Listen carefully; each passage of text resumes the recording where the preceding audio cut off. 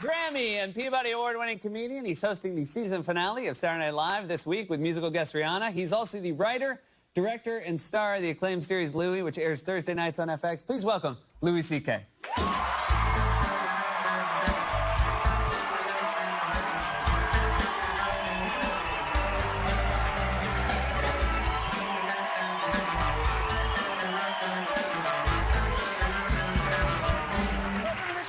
Thank you. Good to have you here. So Nice this is to be here. 3 hosting in 3 years for you. That's right. 3 in a row. It's a big deal. It is. I should probably slow down a little bit. No, it's good. When you've got a hot hand like this, if you take a year off, you might just fall out of favor. I might be not able to do it anymore.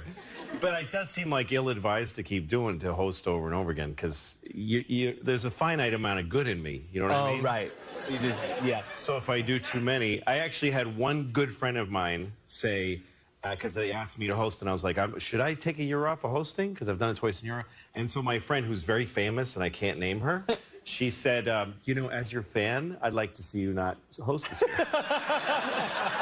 And then my other friend, who's even more famous, said, you know, I'm your friend. I think you should take a year off. Wow. And so I was like, I'm doing it. Now I got Now I have to do it because there's so many signs that it's going to be like some kind of a awful disaster or something. Yeah. And when you get an opportunity like that, you got to go for it. Well, here's the thing, too. I can guarantee you this. If you run out of good on Saturday, Rihanna will not. That's right. So she's excellent. That's not. It's not going to happen with musicians. So if anything goes wrong, it's at least there's the 2 songs. Yeah. It'll be great. The rest of it's sorry. No, I love hosting the show. I love it. It's one of my favorite you things had I do. auditioned for the show years ago. Yeah. But no hard feelings now or ever? Have you? Did you ever have hard feelings? No, of course not. Yeah. I mean, you can't be in show business and not get things and then get upset. You know, it's just the way it goes. But I did audition at a comedy club. They had a bunch of comedians went on, and everybody on that audition but me got hired. Every single person. I was like. Did you feel? Did you feel? Long had mercy. Yeah, it was tough. Did you feel during it like, oh, everybody's doing great? Yeah, during the audition, I had a good set. I did good. Okay, yeah. I did good. They just didn't, which makes it harder to not get it. Right. Because if you bomb, you're like, well, you know, I had a bad night. But I had a great night, and they're like, no. You know, not the best version of you. We don't want it anywhere near this place. And then you wrote for Late Night this very show when Conan was doing it. That's right. And every now and then you'd have to maybe fight for your comedy with the host, which happens still. I will let you know, still happens today. Of course it does. Writers are always and my writers, of course, I'm the one that has to wear a suit and tie, so they immediately treat me like the man. Right. No, they hate you. Yeah. God, that's a good way of putting it. You'll never know how much they hate you. Well, you know, writers are in their 20s. I was in my 20s. Mm-hmm. And so I just thought, like, I want to get my stuff on the show, you know. Now I know that I was working for people that I should have been helping because they were giving me money. If somebody hires you anything and they pay you money that you then go live your life with, you should really want to do whatever they need, you know. That's what I believe. At the time, I didn't believe that. I just thought, you know. You can still sneak stuff on with the announcer. Yeah, because on basically you try to find your way around the approval process. You know, there's a head writer and there's producers and there's standards and practice. But on Conan's show, there was a announcer named Joel, and he would make a little joke before he said Conan's name, like a little offside joke. So me and my friend Dino, who were like 2 of the more, had been there longer than other writers, we realized nobody checks those. You just write them and you hand them to the guy. So it was a side door. Yeah, exactly. So we were like, what can we... So we came up with one, which was, he said, he goes, last night, the missus gave me a pearl necklace. Yeah. That's about a 40% understanding what the joke means, right? I think. I don't know how many of you understand the pearl necklace idea. You know what it means to give your wife or any woman or man. Yeah, exactly. A pearl necklace. Yeah. And Joel didn't. You guys get it? We'll throw, not sure you know they what? get it. We'll throw up a link down here, an internet link. Right here.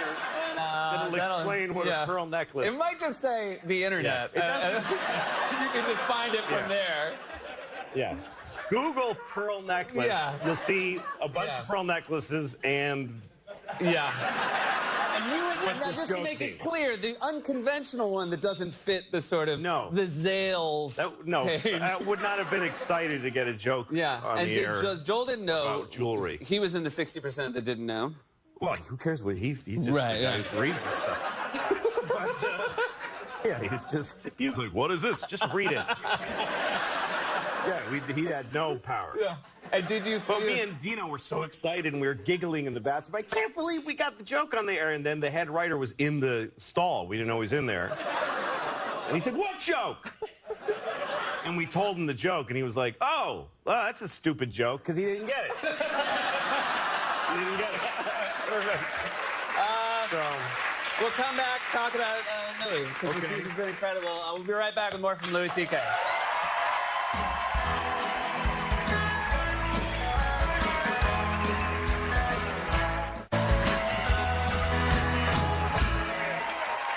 We're back here with Louis C.K. This is season 5 of Louis, yes? that's right. And then this week you did an episode. The entire episode was a nightmare.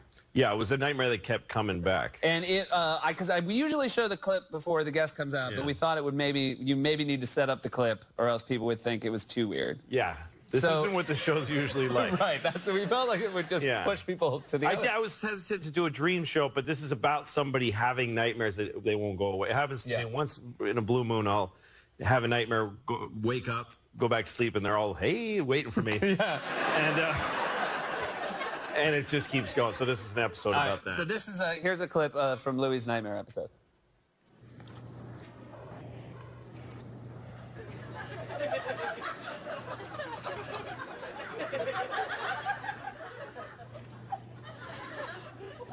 Don't! Don't do it. I'm telling you.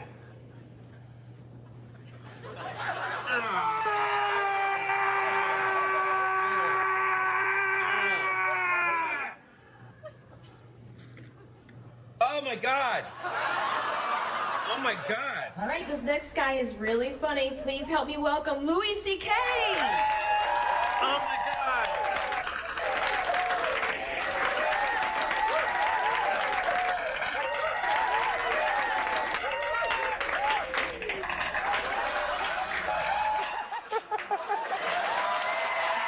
Very good. That's a nightmare. I'm not the specific shape Yeah. but the having to go on stage not ready, or Yeah. is that a nightmare for you? Yeah, I mean, that's also my real penis. Oh, it is. Because it played as a joke. No, Did you that's the notice? thing is, and it clears for standards because it doesn't look like most people's penis. That's the way around it. Yes, I usually, when I have dreams where I'm naked, there's something wrong. Yeah. With what's going on down there. And that took a lot of work to, we had these artists that kept making different shapes. Oh, and you would send them back to the shop? Yes. Wow. A bunch. That was like, literally, it was like the 20th version. Wow. We made a bunch because we wanted to make something that could be on television. Uh-huh. So it had to be non-genitalias. Genitaliac. Right. But it had to be creepy and not, so we ended up with this kind of crawler looking thing. Kind of pinwheel. Yeah. It was, because I was like, I couldn't look like it was like hacked off. Right. It had to look like it just was That was what something it else. was. Yeah, exactly. My favorite thing about that discussion right there is someone's job to look at that Oh, and it's and very to say serious. it's in or out. Yeah, it's somebody, it's very serious. They look at it and they're like, okay, tell us what, is it the texture? And we talked on the conference calls about that. Yeah. You also, of the many things you do on the show, edit, write, direct, star, Yeah. and you are a part of the music as well. And this was a thing that a lot of people at the end of the show couldn't quite wrap their heads around. They thought it was an actual song. That's right. This played during the credits. Yeah. And well, I want to play the song, but talk through it first, or you want to play it first? Well, it's basically during the ended credits, I finally solved the nightmare problem, and now I'm sleeping soundly, and there's this very sweet song on. and it's meant to feel like a real song. So then, but then just listen to and I'll explain how we made it. But All right, so the most important thing here is listen to this beautiful song, but really listen to the lyrics. They're smiling faces give me diarrhea. Please die, you dying baby, in my diarrhea. Beautiful. Yeah. Beautiful Gorgeous. song. Yeah. And it feels like gorgeous. Felt like a different era, of a different era. That's right. Well, I was making music for this episode. I have this band, these guys that are called Sweet Pro, and this guy Matt Kilmer's the composer, and we make music together. I don't have any musical training. I could never do what you guys do, but I get to go and just like whistle and hum at them, and they make music. So I was trying to come up with something for this episode, and we had an opera singer, a real opera singer who was singing this beautiful music. Her name is Giselle, I forget her last name. Giselle Bella. Okay. Well, that's certainly... Giselle Bella, pause, Z. Okay. So she was there singing opera, and she had such a pretty voice. And I thought, what about like a Roy Orbison kind of a song with her voice? And I just scratched these lyrics down and showed them to Matt because I had to leave. I had to go pick up my daughter at school. And so he said, well, sing it. So I sang it into his iPhone. So somewhere there's a version of me singing that into an iPhone. And then he emailed me that night, and I was like, you got to be me. That's the greatest thing in the world. So we threw it on the end of the... It is really beautiful. And It is. The word diarrhea is lovely. Yeah. When you don't know what it means. I mean, for me, I love the word diarrhea. Yeah. And so now to actually add on the layer of it, being beautifully sang by sung. a beautiful woman. In that sort of theme, in that area, there was a great scene this year with you and the actress who play your daughter. Yeah. You have to go to the bathroom. You're walking down the real street, bad, and this is something. This is an idea you had. Is this based? My show is Yeah. diarrhea and poop. Yeah, and some Yeah. other some beautiful. And penises that don't work. It's a class show. It's a classy show. Yeah. It's real. It's PBS next year, right? That's right. It's going to be right on after Downton Abbey. Yeah, I can't do it. Laura Linney will French introduce horn. it. That's right. Tonight on Louie. Diarrhea. But this is something you've thought about because you have to go to the bathroom. You're with your daughters. You're trying to make it home in Yeah. time. You don't. Well, it's New York living, you know, Yeah. and you're out on the streets with your kids, and all of a sudden you got to go. I can't use a public restroom. Like, I just have too many phobias that I need to have the deed of the building I'm pooping in my hand, and, you know, 3 locked doors between me and the next person. Yeah. That's what I need in order to let go. Yeah. So the first year of the show, I wrote this thing where I'm with my daughter. At the time, my daughters were like, 4 and 2. And as a single dad, when you're out with your kids that little in New York City, if you got to go, you can't leave them out in the street. Right. Or even in a store. You got to bring them in with you, and they got to watch you Yeah. poop. Yeah. Because, you know, like in an airport, your kids are just standing in the stall of the men's room watching you poop. It's part of being a dad. Yeah. But so I didn't do the bit, though, because I just thought it's just pooping. I don't want to do it. And Pamela Adlon, who's a producer on my show, she's like, you got to do it. Every year, she's like, you got to do the poop. We call it Poop Race 2000. We call it Race 2000, Yeah. but you're going to bleep that. Sure. But so, okay. So this year, I thought of an ending, which I hadn't thought of, because now my daughters are grown. You know, they're like 13 and 10. And so now it's about them helping me. They're trying to help me find a bathroom. And then at the end, I know I'm not going to make it home, and I'm too far from any public restrooms, so I've got to let go. I realize it's time. I'm in too much pain. I know I can't make it. I got to let go. I got to decide to poop in my pants on the street. Yeah. And I push my daughters away, and I say, get away from me. Don't look at me. Go far away from me. Terrified, they're sad, they're upset. Yeah, they're really I will upset. say, watching it, I Yeah. also felt relief. Yeah. When you let go. That moment, I realized that was when I came up with that, I thought that's worth doing because that's profound. That there's no worse feeling. There's no worse feeling that in regular life than when you got to go number 2 and you can't.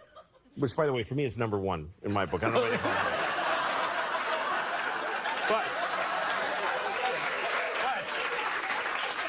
when you got to go and you can't, and there's just nothing. I mean, your whole body, your whole system gives Yes. up on you, and it's.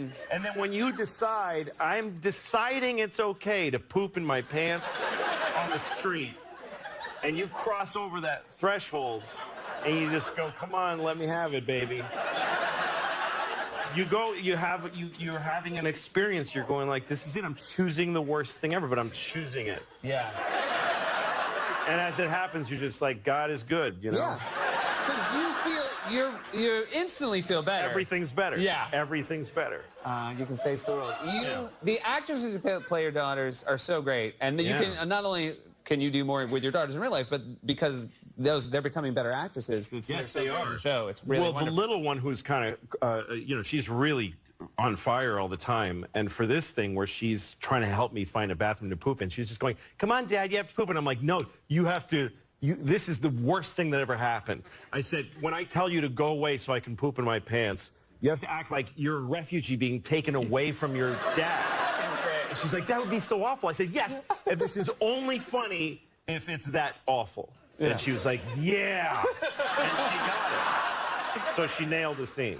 Your daughters in real life now, you Yeah. raise them in New York instead of LA, which is great.